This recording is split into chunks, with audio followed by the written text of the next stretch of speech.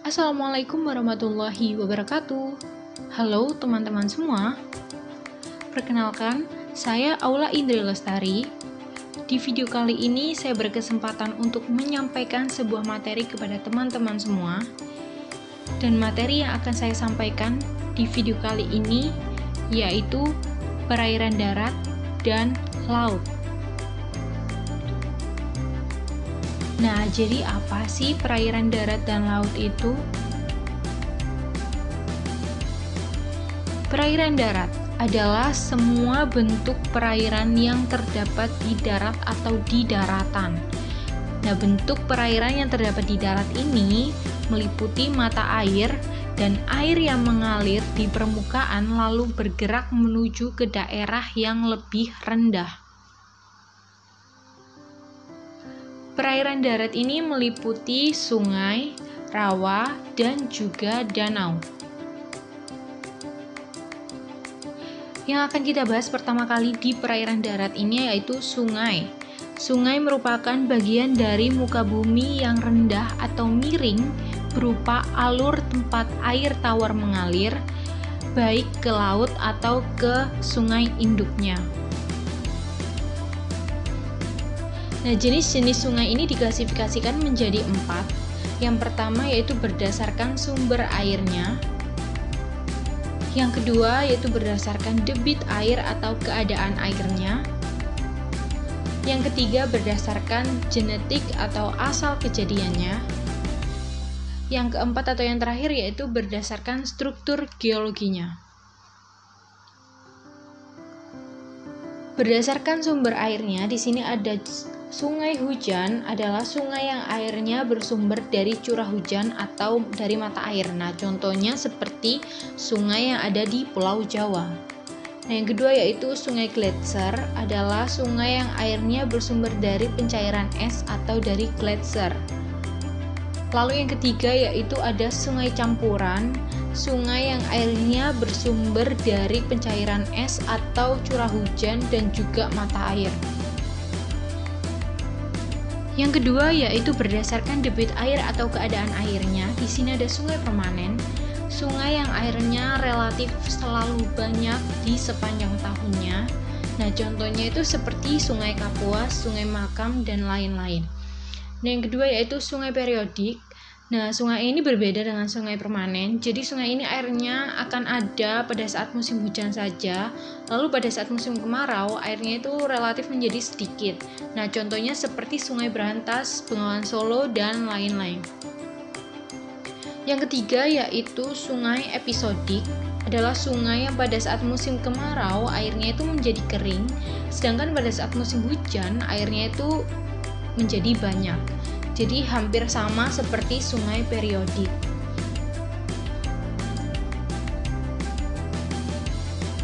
Lalu ada sungai ephemeral adalah sungai yang airnya hanya terdapat pada saat waktu musim hujan saja. Jadi saat musim kemarau bisa dikatakan sama seperti sungai periodik dan sungai episodik, airnya akan menjadi kering atau sedikit. Yang ketiga yaitu berdasarkan genetik atau asal kejadiannya. Di sini ada sungai konsekuen, sungai yang mengalir mengikuti arah lereng awal atau mengikuti lereng aslinya. Yang kedua yaitu sungai subsekuen, adalah sungai yang mengalir mengikuti arah batuan di sekitarnya.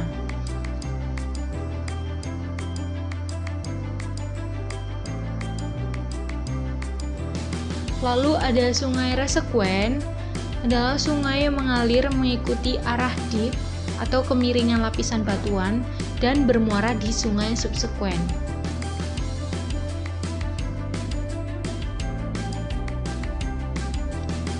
Lalu ada sungai absekuen. Nah, sungai ini tuh mengalir berlawanan dengan dip atau kemiringan lapisan batuan dan sama-sama bermuara di sungai subsekuen. Jadi kalau absekuen ini mengalir berlawanan arah, nah kalau resekuen ini mengalir mengikuti arah.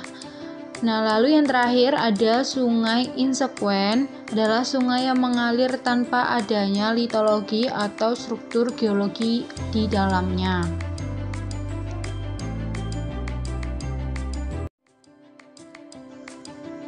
Nah, yang keempat yaitu berdasarkan struktur geologinya. Di sini ada sungai superpose dan juga sungai antecedan.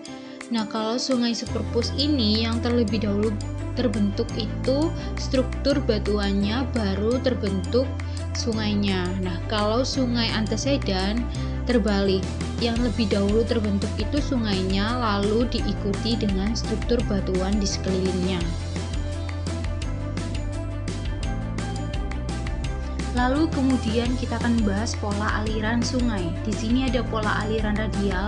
Ini terbagi menjadi dua, yaitu sentrifugal dan sentripetal. Yang kedua ada pola aliran dendritik. Yang ketiga ada aliran trellis. Lalu yang keempat ada aliran rektangular.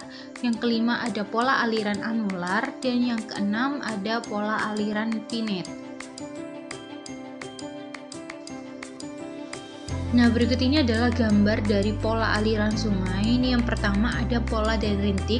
Seperti yang kalian tahu, di situ dia polanya seperti tidak beraturan dan biasanya ini terjadi di daerah sekitar pantai, dataran pantai. Lalu yang kedua ada rektangular.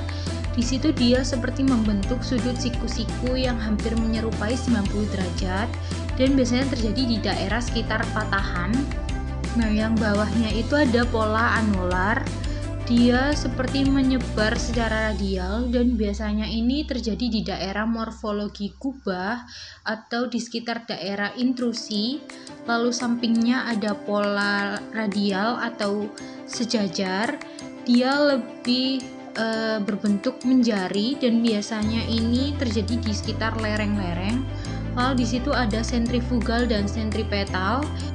Pola aliran sentrifugal ini seperti menyebar dan tidak memusat, dan sedangkan radial sentripetal ini dia lebih mengumpul dan memusat.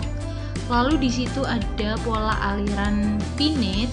Bisa dilihat di situ anak-anak sungainya dia lebih menyebar atau membentuk cabang-cabang dengan lancip. Dan biasanya ini terjadi di daerah kemiringan lereng yang curam. Lalu ada pola trellis. Di situ dia lebih relatif sejajar antara anak sungai dan muara-muara yang lainnya. Kemudian kita beranjak ke rawa. Rawa artinya genangan air. Nah, rawa adalah dataran bertanah basah yang selalu digenangi air secara alami.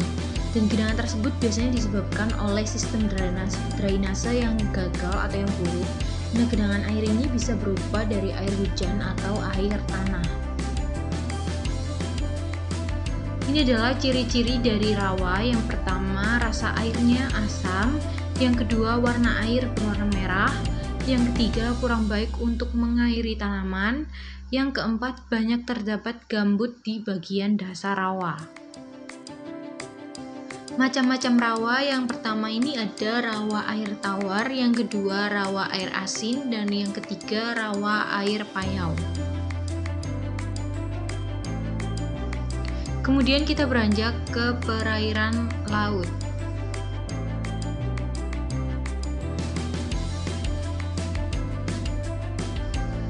Perairan laut adalah air permukaan yang berada di lautan yang luas.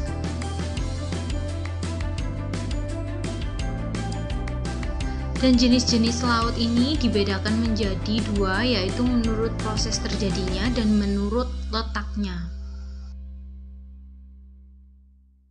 Yang pertama, menurut proses terjadinya, di sini ada laut regresi, laut yang menyempit karena terjadi pada saat zaman es, terjadi penurunan permukaan air laut. Nah, yang kedua ada laut transgresi, laut yang terjadi karena adanya genangan air pada saat kenaikan permukaan air laut di zaman es, di berakhirnya zaman es. Lalu yang ketiga yaitu laut ingresi, laut yang terjadi karena dasar laut mengalami gerak menurun atau turunnya tanah di dasar laut.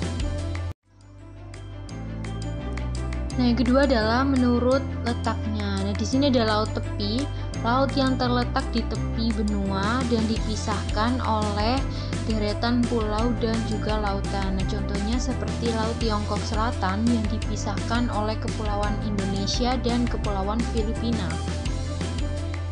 Yang kedua ada Laut Pertengahan, laut yang terletak di antara benua-benua. Contohnya Laut Tengah, Laut Mediterania, di antara benua Eropa, benua Afrika, dan juga benua Asia. Lalu yang terakhir ada Laut Pedalaman, laut yang terletak di tengah-tengah benua atau dikelilingi oleh daratan. Nah, contohnya seperti Laut Hitam dan Laut Mati. Dan selanjutnya membahas tentang kedalaman laut. Nah, di sini digolongkan menjadi berikut.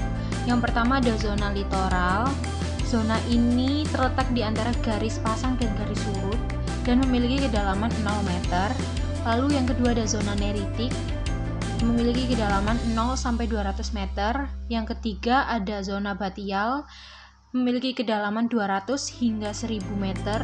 Lalu yang terakhir ada zona abisal, memiliki kedalaman lebih dari 1000 meter atau bisa jadi sampai 6000 meter.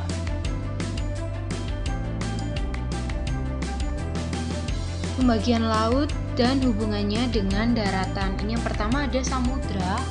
Samudra adalah laut yang sangat luas dan terletak di antara benua. Nah, samudra ini bisa dikatakan juga sebagai lautan. Nah, contohnya itu seperti Samudra Pasifik, Samudra Hindia, Atlantik, dan Arktik.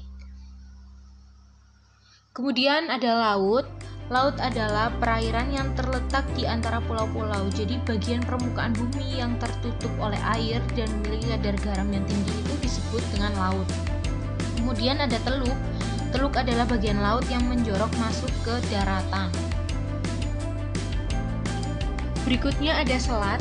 Selat adalah laut yang relatif sempit dan terletak di antara dua pulau. Contohnya ada Selat Sunda, Selat Malaka, dan lain-lain. Lalu ada terusan, adalah laut yang digali atau dikeruk dan dihubungkan antara daratan dengan lautan untuk pelayaran. Nah, ternyata materi di video kita kali ini sudah berakhir. Dan buat teman-teman yang merasa kurang paham dan kurang mengerti atas penjelasan saya di video ini, bisa langsung bertanya dan menghubungi saya di email di bawah ini. Dan terima kasih untuk teman-teman yang sudah menyimak videonya hingga selesai. Sampai bertemu lagi di lain kesempatan dan di lain video, teman-teman.